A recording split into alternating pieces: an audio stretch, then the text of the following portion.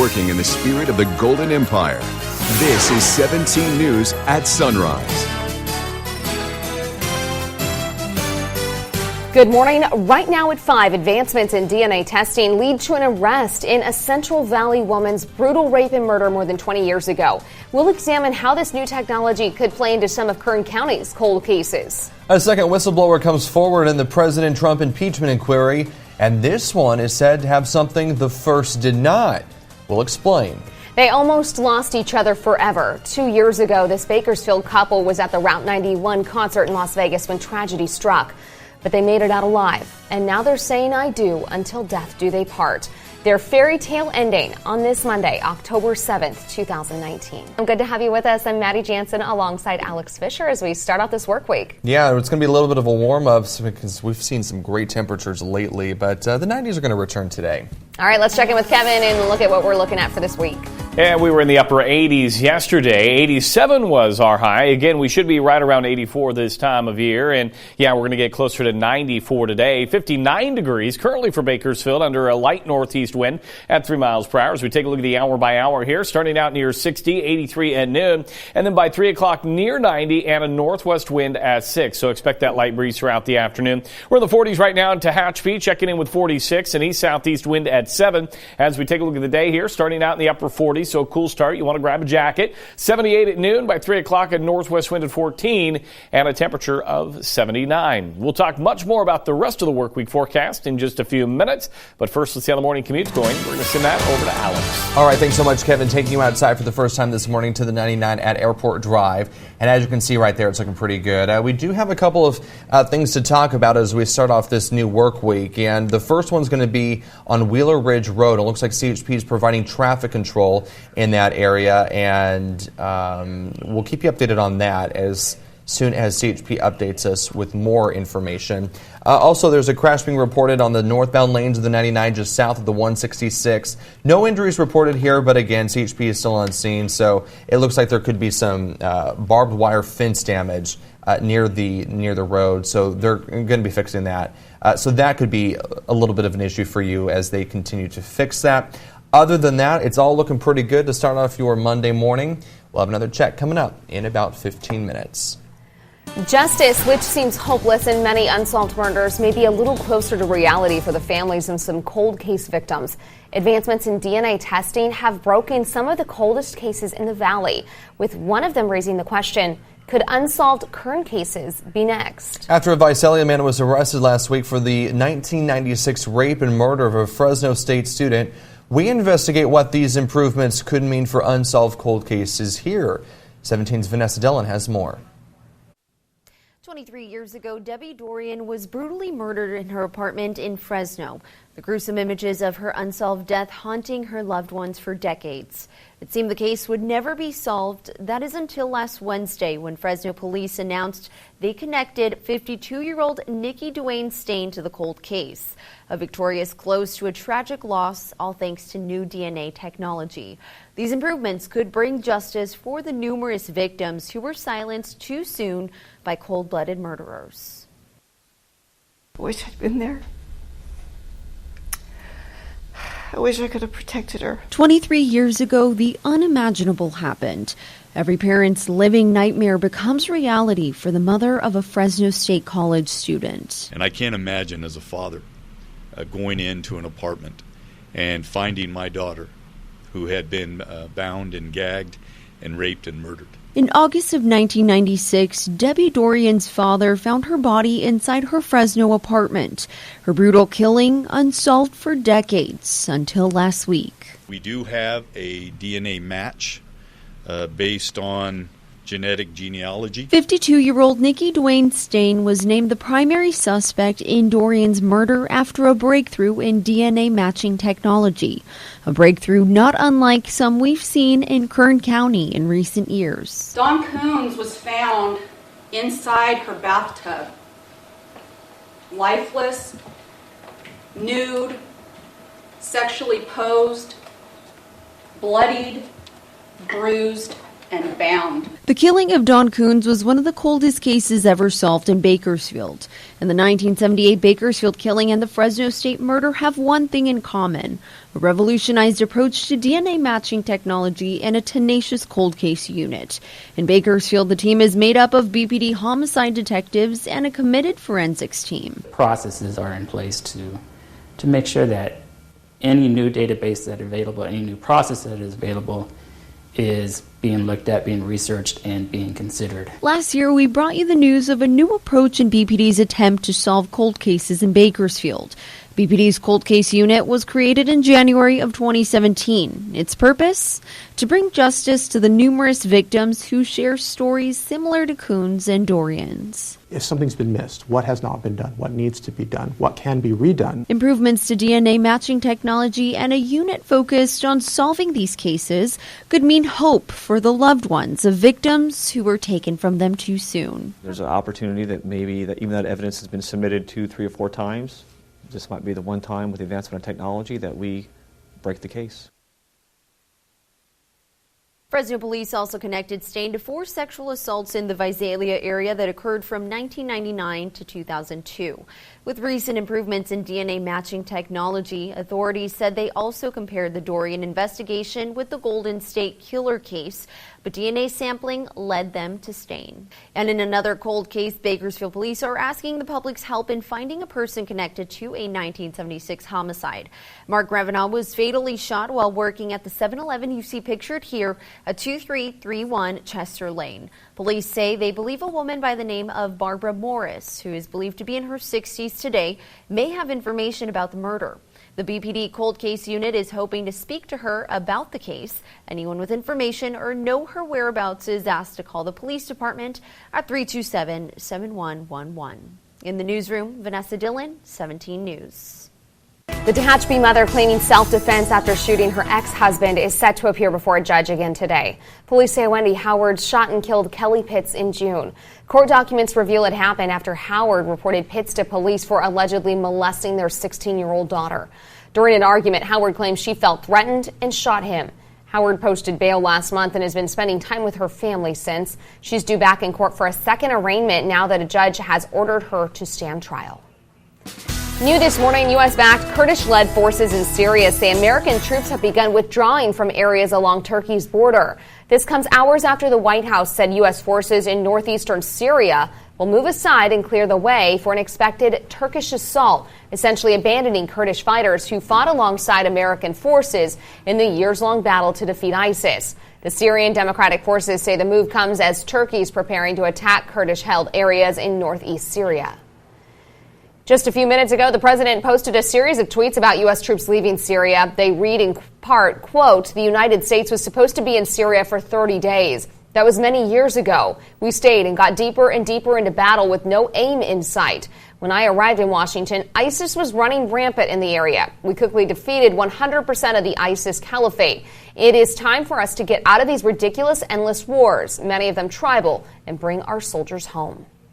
A man is behind bars this morning in connection with the deadly shooting in Kansas City. The shooting happened early Sunday morning at the Tequila Casey bar. 4 people were killed and 5 others wounded. Police say they arrested one of 2 men accused of opening fire inside the bar after an argument. At this point, police don't think the attack was random or a hate crime. Last night, people came together at the bar for a vigil to remember the shooting victims. Friends and family members were visibly emotional. One woman described how a friend saved her from being shot by the gunman. Like, he was literally standing behind me. Then we saw the guy come up and literally pull the gun out and point it at us. And like the next thing I knew, he had to push me or else I would have got shot because I was in front of him. Then he just pushed me out of the way and I was just on the floor and there's just people with blood everywhere. And I was just crawling and trying to get behind tables and trying to get behind chairs. And I was trying to go to my aunt who's on the other side and she like grabbed me and I kept trying to stand up and she was like, "No, stay down, stay down." And I was just like, where's Ever? And by the time I looked up, he's on the floor. Officers continue to search for another man who they say is most likely armed and considered dangerous. A Southern California Oktoberfest celebration is on hold after an explosion sent a handful of people to the hospital. 5 people were hurt when a transformer exploded at the event in Huntington Beach Saturday. About 15 to 20 minutes before the explosion, firefighters were called when lights at the event began flickering. Crews responded and started investigating an underground vault. That's when the transformers exploded 3 times. People are calling the Old World Village restaurant owner a hero for clearing the area before the explosion happened. He was badly burned and is expected to be in the hospital for several weeks. SoCal Edison still trying to figure out exactly what caused that explosion. A close call for 2 girls and the killer Kern. The 2 got stuck in the river yesterday afternoon. The sheriff's office says one of the girls was out of the water on a rock but was stuck in the middle of the river. The second was in the river holding desperately onto another rock. Fortunately, KCSO search and rescue team and county firefighters got to them just in time, using a helicopter to pull the pair from the river. A Bakersfield police sergeant's on administrative leave after landing himself in handcuffs following a crash. On Saturday, BPD announced off-duty Sergeant Jeff Sasso crashed his motorcycle into a center median on Rosedale Highway near Costco. Paramedics took Sasso to the hospital to be treated for his injuries. During the investigation, BPD says officers discovered Sasso was under the influence of alcohol. Officers arrested him, and he is now on administrative leave. Still ahead this morning on Sunrise, new developments in the impeachment inquiry into President Trump. What a second whistleblower says they have that's different than the first, and how the White House is responding this morning. He almost lost her forever. Now she will forever be by his side. A local couple nearly torn apart by the Route 91 shooting in Las Vegas 2 years ago exchanged vows this weekend. 17's Tabitha Mills was there as they said I do on Saturday.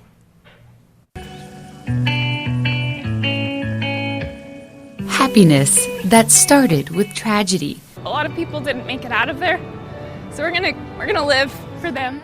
2 years ago, Jordan Adamczyk and then girlfriend Jordan Barr were nearly separated forever during the Route 91 Harvest Festival shooting in Las Vegas. Looking down at her and seeing her with a gaping hole in her arm and not knowing the extent of the injury just destroyed me. Barr was shot in the arm and hip. Adamczyk shielded her, helping her survive. Jordan literally laid his body on top of me for 5 minutes. And all I could think about was losing him. And it killed me mentally. 1 month after the shooting, Adamczyk got down on one knee. Will you marry me?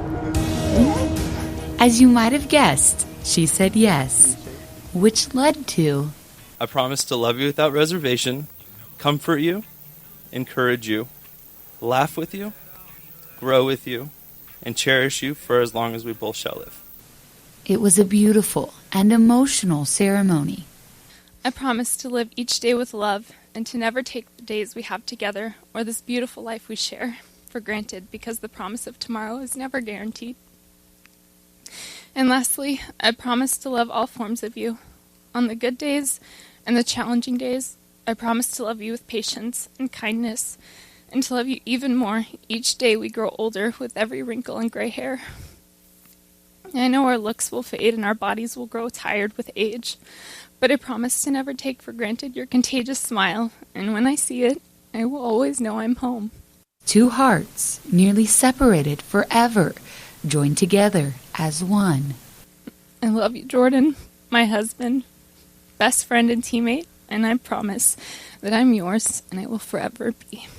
I now pronounce you husband and wife. You may kiss your bride.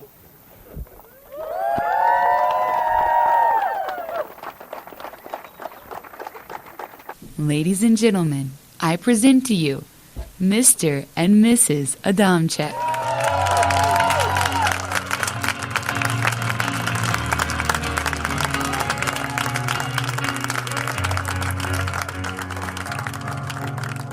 And that was 17's Tabitha Mills reporting something you may not know. Tab was asked to be part of the couple's proposal 2 years ago. She was asked to make Mrs. Adamczyk believe the couple would be interviewed for a story. And unknown to Mrs. Adamczyk, that story was about their engagement. That's pretty neat.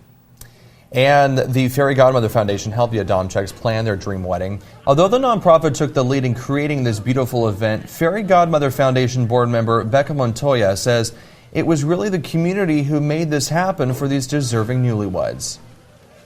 So it's because of our community. Bakersfield is such a giving community that everyone came together, several vendors, to put on this wedding. And weddings are stressful enough. So the fact that people come together and are willing to give of their time and talent is really special. Mossman's Catering, Walker Lewis Rentals, Matinee Design Studio, House of Flowers, Rock and Rose Ranch, Mackenzie Photography, DJ Donald Glenn, Gila Dolce Bakery, and Enchanted Bridal were just a few of the vendors who helped give the Adamczyks their dream wedding. We're just so happy for them. Absolutely. How much dough does your household bring in? We'll tell you how it stacks up with the median income across the country in your 17 Business Watch after the break. KGET Business Watch is brought to you by Grapevine MSP Technology Services, the Valley's leading IT service provider. Talks between the United Auto Workers Union and General Motors have, quote, taken a turn for the worse. That's according to the union's chief negotiator. It suggests no immediate end in sight for the auto industry's longest strike in decades. The setback in talks comes after several days of reported progress between the two sides as they work to reach a new 4-year deal. Nearly 50,000 workers are on strike, making this the largest work stoppage at any U.S. business since the last GM strike in 2007. That strike was over in less than 3 days. This strike is now in its third week. Median household income hit an all-time high in 2018, but the good fortunate was not distributed equally across the nation. 24/7 Wall Street and USA Today reports Maryland has the highest median income nationwide at just over $83,000. The recently released data shows the typical American household now has an income of just under $62,000 a year. But only 14 states reported a significant increase in median household income. One state, Maine, actually saw median income decline. California ranked number 7 with a median income of $75,000.